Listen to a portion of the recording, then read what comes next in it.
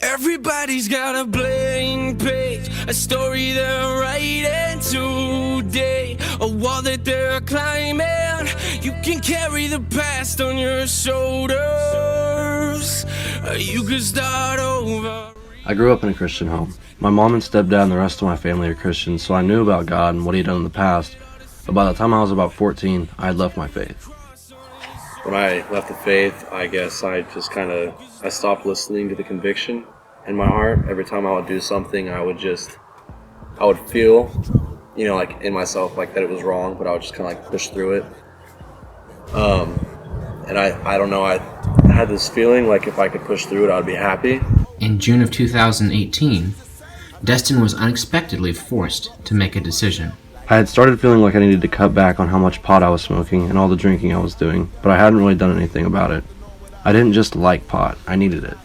Going without it caused the same kind of anxiety that some people would experience when their cell phone goes down, but it was a normal part of what I do. Anyway, I was at a friend's house and we were smoking weed off and on throughout the evening when I started to get a feeling in the pit of my stomach that something was wrong. I woke up the next morning, started smoking some more, and while the high was normal, the feeling that something was wrong only got worse. I tried normal methods of coping and getting over feeling sick from using weed, like puking, but none of those methods helped. Something was different. I felt something saying, "You messed up this time. There's no going back." I tried giving myself a pep talk, and even though I was physically calm, mentally and emotionally, I was in a tailspin. Destyn passed out. While it only lasted a second, he hit his face on the sink and toilet on the way down. I remember that even though I was unconscious, I still felt my face hit the sink and bounce off the ground. I woke back up shortly and stumbled my way down to the living room. I had told my friends what was going on and kept waiting for my older friend, who was much more experienced than me, to tell me that it's going to be okay, not to worry, and that this happens all the time, but he didn't. That feeling that something was wrong was roaring in the pit of my stomach at this point. I had lost the ability to focus on more than one thing at a time, and it was like everything else except what was right in front of me was static. I had suddenly had this thought: if you pass out, you're gonna die. I can't explain why, but everything inside me reinforced this feeling. I was fighting to stay with it. When I got close to passing out, it was like I could feel part of myself leaving my body. I knew, beyond a shadow of a doubt, that if I died at that moment, I would die and be separated from God forever, and that I'd end up going to hell. As this was going on, Destyn's friend contacted his mom, and they called an ambulance. With paramedics on the way, the situation took a surprising but desperate turn. I really didn't know what else to do, so I asked my friend that was older than me to start praying with me and that the feeling would go away. But after a while, we eventually stopped and I went outside to get some air thinking that that would help. It was here that Destyn realized he was at a crossroad. What I remember is I was sitting on the porch and thinking like, okay, God, like if you'll just make this go away, I'll do whatever I have to do if I can just make it out of this, because I was pretty sure I was dying, to be honest.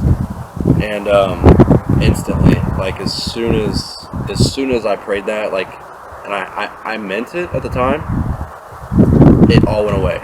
And then a couple minutes later, I was like, okay, maybe I just won't get, do as much next time. I won't. I'll kind of ease back on it a lot. And as soon as I thought that, it all just kind of came back. And I kind of wrestled with that for a minute. And then I was just kind of like, okay, like, you know what, it's not worth it. So I prayed the second time, and I meant it wholeheartedly this time.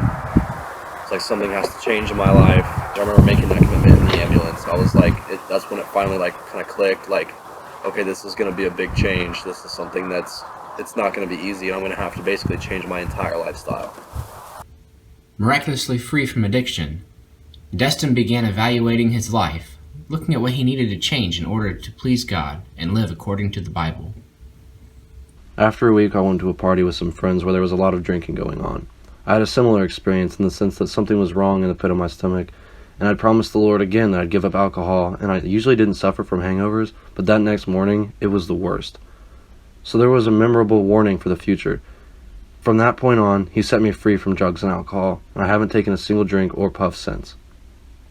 Not long after I was freed from drugs and alcohol, I had been looking in the Bible to see what I needed to do to follow God. I saw that I needed to repent, to believe in Jesus as Messiah, and then I saw that it talks about being baptized.